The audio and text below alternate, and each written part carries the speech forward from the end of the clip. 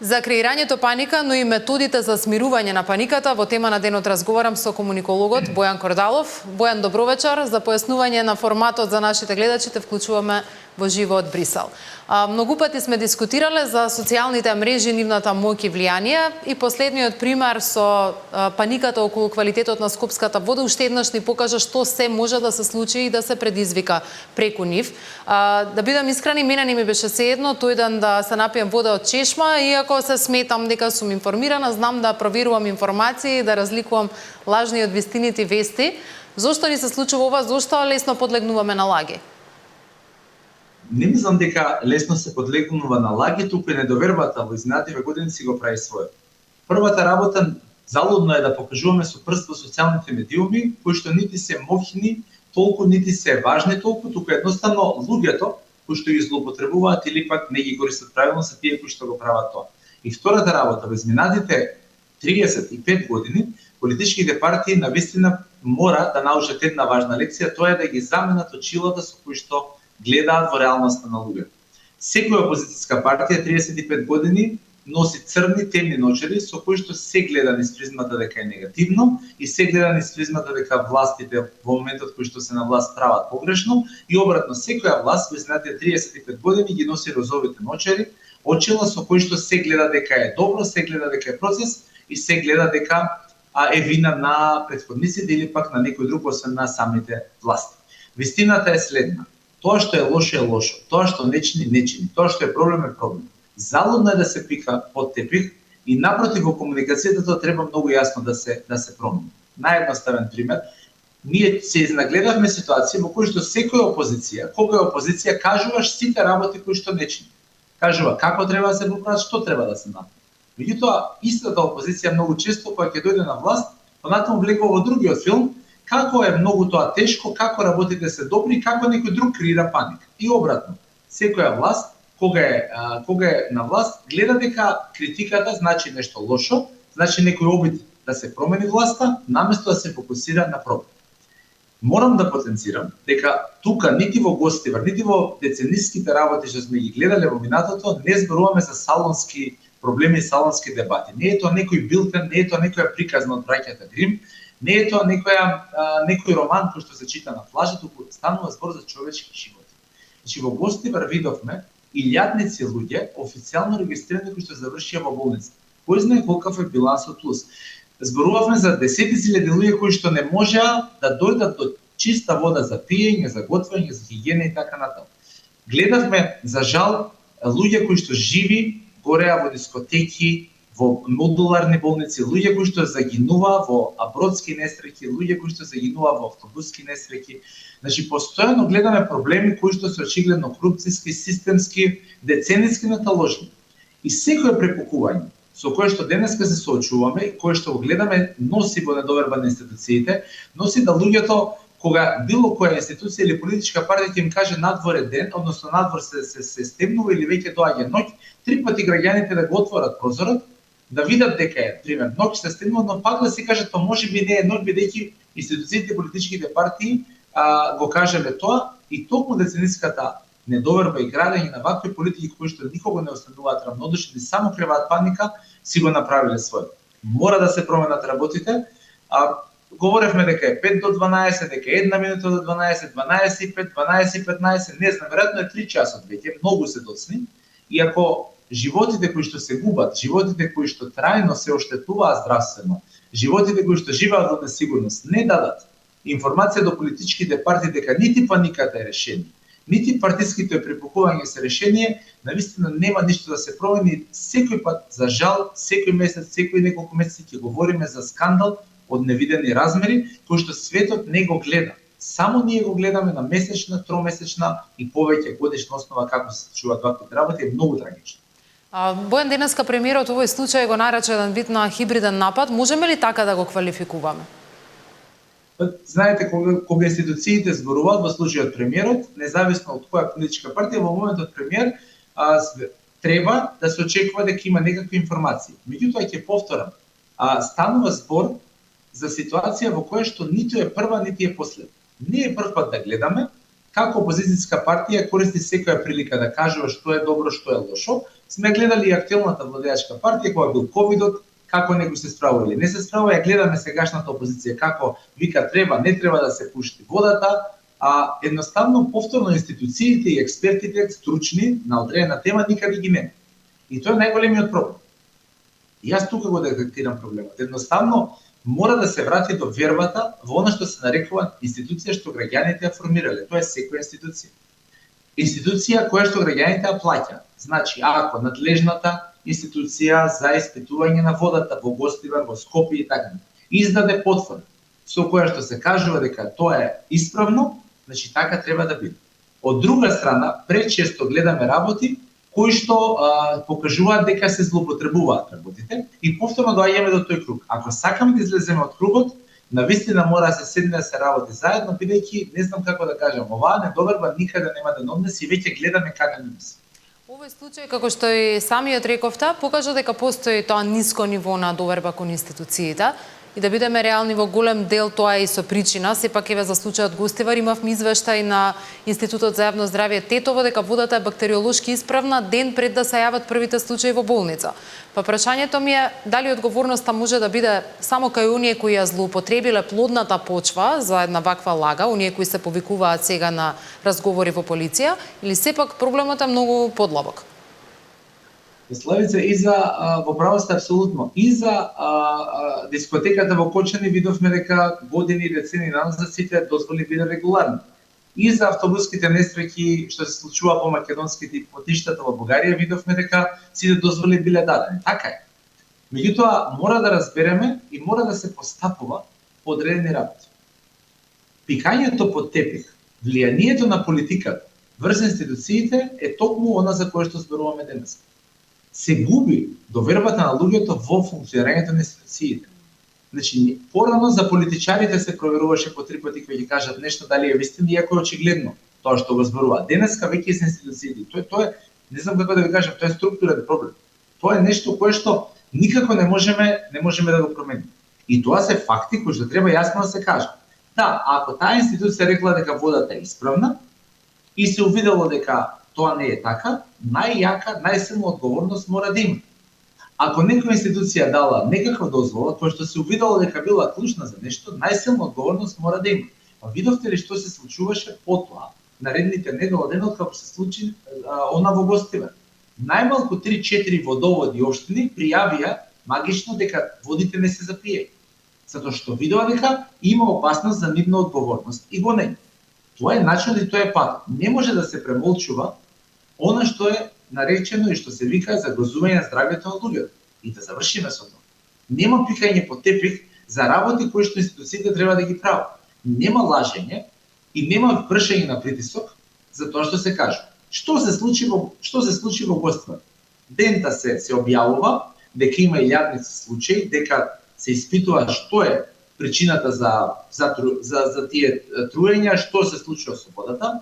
Значи, вие имате опозицијата која што дента избраниот министер вика одма да се оди. И имате власта која што вика не, јас ќе ви кажам, минатиот министер сега лидер ги има тие извештаи и ги крија. И имате уште една опозицијска партија која што вика билбордот на кој јазик ќе напише. Сите теми се релевантни. Ама 3000 луѓе тој ден седат во болници. Се што е порелевантно? Да зборувате за политики, да се припокувате кој е повеќе виновен, или да седете и да кажете луѓе што направивме? Илјадници луѓе лежат во болници и уште имате милион луѓе, затоа што флашираната вода е луксуз во Македонија, да се разбереме. Кога некој мисли дека се пие флаширана вода, не ја следи статистиката. И уште милиони луѓе кои што пијат од своите водоводи во своите општини, во своите села, градови и така натаму, седат со чашата во рака, претпоставам, и вие го споменавте тоа, и си велат дали да пијам вода. А партиите меѓу себе ден да се препокуваат business as usual. Значи како ништо да не се сменило. Едните за јазикот, другите за што правил минатиот министер сега лидер, третите за што прави сега денес избраниот министер и за што треба одговорност да носи владата, едноставно фолклор. Граѓаните со чашата вода седат пред чешмати, не знаат дали да се напијат. Односно, видовме маркетите и сите продажни места тие денови како се одрази, односно како се купуваше масовно вода како тоалетна хартија за ковид. Тоа е вистината. И тоа е поразително. Поразително за политиката, поразително за партиите, поразително за нивната комуникација, поразително за се што се случува. Ве подсетувам дека на месец, 2, 3 или неколку пати годишно гледаме трагедии од невидени размери. И тоа не е случајност, и тоа не е казна, и тоа не е судбина, туку тоа е системска негрижа, децениска корупција и децениско игнорирање на она што треба да се направи во интерес на граѓаните. Зборуваме многу пати, меѓутоа партиите го третираат тоа како уште еден дел од својот фолклор, не сваќајќи дека зборуваме за животи на луѓе, дека веќе е надмината секоја граница. Партиите, како што спомена, и како помагаат за креирање на таа недоверба преку тие меѓусебни обвинувања, кои на крај резултираат со одбивност кај граѓаните, кај јавноста, кон сите и кон се. Што би значало одговорно справување со кризите? Па, ајде да напоменеме еден пример, директно, за да бидеме пластични из ова. Кога се случи поплавата на обиколницата што најмногу го зафати Стајковци, тогашната опозиција не кажа ништо, туку отиде во Стајковци и работеше на расчистување на куќите. Ете тоа треба да се случи. Тоа е патот кој што во големи трагедии се прави. Ќе пројдат недела дена, 2, 3, ќе дојдат резултати. Ќе влезете и ќе побарате одговорност од институциите кои што затаили. Ако одредено комунално предпријатие, комуналец, не знам, комунално предпријатие или водовод во Гости, направило штета, ќе одговара.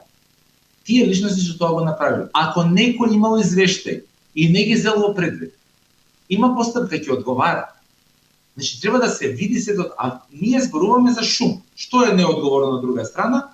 Излегувате во јавност и викат, еве ги фактите, ово е крив, и на крај одговорност нема за никого. И што останува да се помисли од секој човек, освен дека намерно се прават тие капки, намерно се прават тие караници за да нема исход, односно знаете она како во цртаните на времето Којотот и брзата птица Итрица или Том и Џери, значи она се создава онај хаос, онаа прашина и на крај никој не знаете што направи.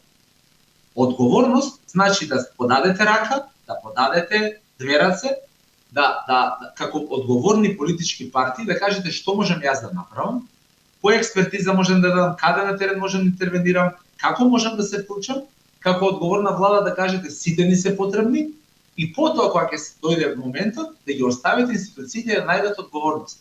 Ако одговорноста се вика X политичка партија припадник, не е важно дали е припадничка политичка партија, едноставно одговорноста на независните институции довела до таа личност. И тоа е патот по кој што функционираат одговорни партии, а ова другото е патот по кој што функционираат неодговорни политички партии. Кај нас политичките партии се и кади, и суди, и обвинители, и главни извори на информации, и оние кои што за жал ги пуштаат чичковците, тетките, стрините, доверливите информации кои што ги за жал злоупотребуваат социјалните медиуми за да се пресметаат со опозицијата или да се пресметаат со власта, зависи којот е за да го остварат својот интерес, за да дојдат, односно за да останат на власт, неприфатливо. И кога ќе кажат секаде се случува тоа, па секаде се случуваат и многу други работи каде што се злоупотребува власт. Меѓутоа, онаму каде што институциите работат. Еве ќе ви дадам еден пример неврзан со ова. Во Франција, власта со огромно мнозинство донесе закон за забрана на социјалните медиуми за деца. Судот во Франција денеска објави дека поради низа на прописи таа одлука не може да се спроведе. Значи, едноставно институциите имаат улога да коригираат и да бараат правно, точно во интерес на граѓаните спроведување на работите. Не на уред, не на рейтинг, не на избори. Имам избори денеска, ми треба ова или јас, сум опозиција, сега им избори, дај да нагазиме, дај да пуштаме сите негативни информации за да ја срозиме владата. Но луѓе, едно е политичките опоненти, едно е политичкото несогласување, едно се различните гледишта, едно е свиркачите за корупција потенцијална, за криминал, за нешто што е недобро, сосема друго со институциите. Ние ги испоганивме нашите граѓанските институции од партиски интерес 35 години. Значи не е важно, газам се пред себе, експерти, независни институции, секој што ми е на патот, само за да дојдам или да останам на власт. И па затоа сме тука. Да си продолжиме на овој начин, ќе си продолжиме за жал во уште поголеми трагедии кои што не знам кој ми интерес. Секако не граѓани. И во скопскиот и во гостиварскиот случај, носителите на функции се обидоа да ја смират јавноста преку пиење вода од чешма. Го видовме скопскиот градоначалник, вчера видовме дел од директорите на неколку надлежни институции на јавна чешма во Гостивар. Доволно ли е да се направи живели за да се убеди јавноста дека се е во ред? Знаете како, ако вие кој ќе кажете надворе се стремнува, луѓето 3 пати излегуваат да проверат, бидејќи до таму сте се довеле сами како политички партии, за жал и како институции, во многу случаи поради политиката, верувајте дека и да се напиете вода, ќе ви го постават прашање. Се вие пиете вода и некој вика оваа гарант не е од чешма. Па вие се ќудите до чешма да ќе отвртите, пиете и викам ова гарант цевката е од тука ставена. Значи, недовербата е за жал толку всадена да мора да се почне од почеток. Буквално од почеток. Тоа значи дека треба да се има увид во реалните податоци, во реалните случувања. Треба да се има увид во одговорноста, треба да се има увид во што е вистина, што е манипулација, што е лага, што е фама за да се остане и дојде на власт. Не води никаде. Никој нити ги го добива, нити ги губи изборите на тема овој лидер на партија е виновен или овој лидер на партија не е виновен заради масовно труење со фекалии на водата во гостина. Значи, не знам како да кажам, стои проблемот и проблемот ќе стои и ќе се подлабочува. Нема да има политички појавни. И повторувам дека тоа се прави во континуитет. Тоа го гледаме 35 години, го гледавме пред 3 години, го гледавме пред 10 години, го гледавме 15. Гледавме дека министри се викаа смрт пред 15 години, гледавме дека други министри се викаа ковид смрт пред 6 години, гледаме денеска дека се викаа други функционери дека се не знам какви трујачи слично, ама не гледам исход. Само се зголемуваат работите и податоците што граѓаните ги гледаат не кажуваат дека нешто се подобрило со ваквиот пристап. Напротив, случаите за жал растат, бројките на настрадани, а многу често и починати за жал се мултиплицираат, недовербата во институциите расте и тонеме се повеќе и како држава, и како луѓе, и како секаков систем. Бојан, ќе се вратам уште еднаш на ширењето на лажни вести и создавањето на неоснована паника и страв кај јавноста. Имаме ли потреба од твоја перспектива од нови законски решенија или некоја европска практика која може да ја пресликаме, бидејќи денеска премиерот го отвори прашањето околу потребата од воведување на построги казни за да се превенираат вакви случаи? Секако дека легислативата треба да се менува, но за да не навлеземе повторно во некоја дебата базирана на партии, на политички мислења, многу едноставно. Европската унија има аки комуните, има огромно сет на законодавство кое што треба да го синхронизираме ако сакаме да станеме земја членка.